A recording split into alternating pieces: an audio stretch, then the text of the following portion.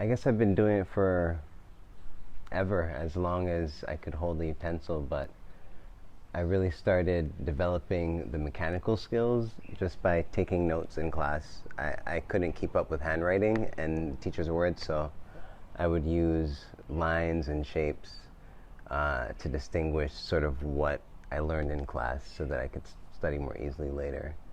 And then in college, I just started making little designs for people. Took art 101. I was an art model also, so I kind of was just immersed in art without really actively pursuing it as an artist. Can you tell us about this piece that you have? So this is a piece I'm working on for commission for to represent Jungle Bay in Dominica, really. My father has a business in Dominica, and it's all about healing and nature and sort of the spirit of the island.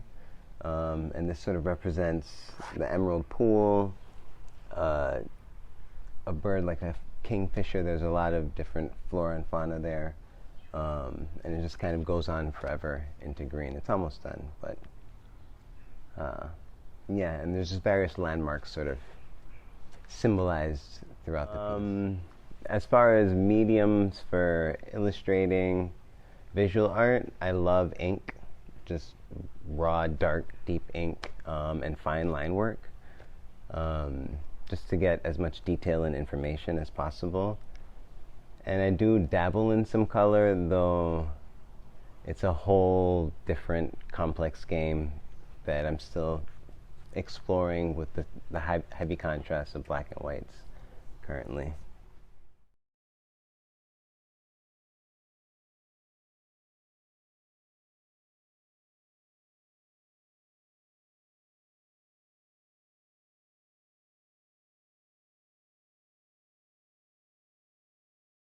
During it, usually like 15, 20 hours in, or at the very beginning when there isn't so much on the paper.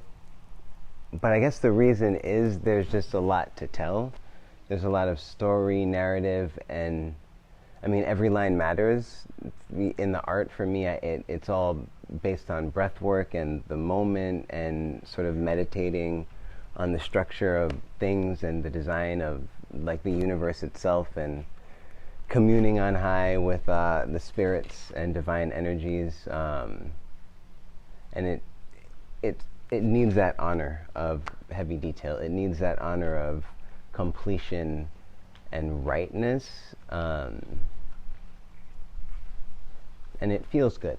It physically feels good to be so, not painstaking, but careful and neat, and give order to something that doesn't quite look so ordered the first time you see it.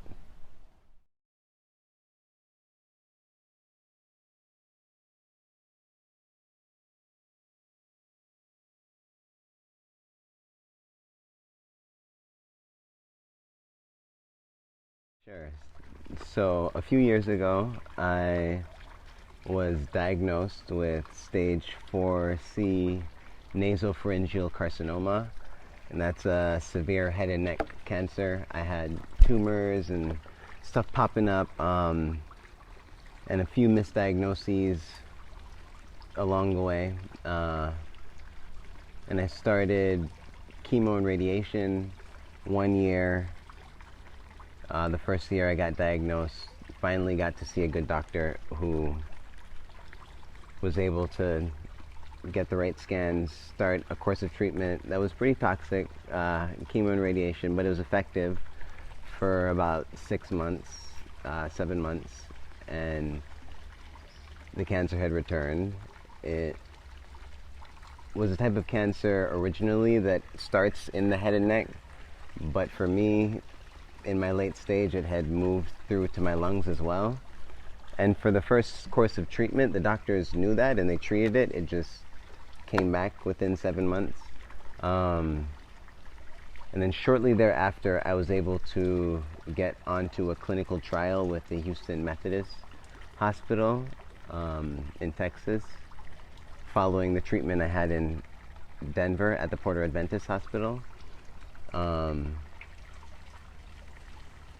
it was an immunotherapy treatment. It relatively new on the market. The type of cancer I have and had to deal with is not common in the United States, so the courses of care aren't quite the same as they would be in, say, the Philippines or Eastern Asia, where that type of virus is more often found, or cancer is more often found.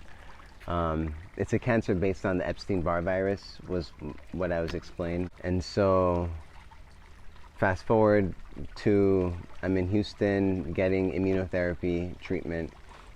And essentially what they did is they drew blood from me and sent it to labs to take out what they call the T cells, which are generally immune-based parts of your blood, and they reconfigured it to be able to hunt and track the cancer, so my body could naturally dispose of it in some way.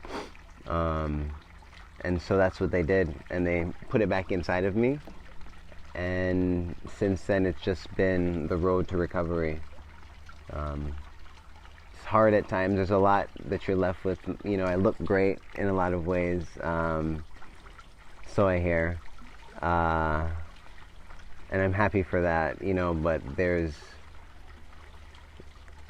there's a road that I'm now on that I never thought I'd be on, as well as the road to recovery so I can be back on the roads that I need to be. It's given my art more depth, I think, I use the word realness, though what I'm drawing from is spirits, and honestly that is real. There's a duty to my art at this point that wasn't there before. I still give myself room to explore, because that's my own sort of sacred duty.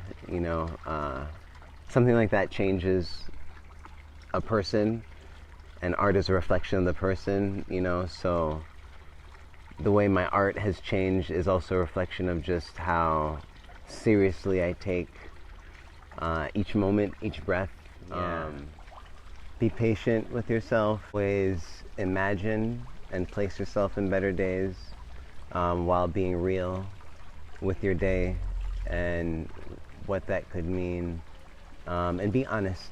Just be honest with people. Some people might not hear it, might not agree. Some people might be looking at something else, so won't be able to take it on. But honesty is key, consent is key, and listening to your body especially, because I knew, I felt it beforehand, and with that you can sort of be ready for anything, just being able to listen and feel and trust. Believe in yourself, believe that what you're doing is good enough, that you have something to say, and that it means something. It's interesting, day by day, the clothes I wear, the form I take, I can't give in too much to the need for my gender identity to be rightly seen immediately, just because that's being unrealistic with where we're at, though the goal is for, at the very least, socially, community and acceptance to come into my life more easily, no matter what I'm wearing, no matter what I look like, because clothes don't determine your soul. The skin you're in directs it and has a lot of control, but even that, some people find it doesn't. I identify as she, as a woman, as a trans woman, but my pronouns are she, hers. Though I'm, accepting of history and how difficult linguistics can be, especially when we're always left without being able to pause, take back what we said, or give a little bit more thought to the next thing we're going to say. So I want to be fair to myself as well as fair to everyone else.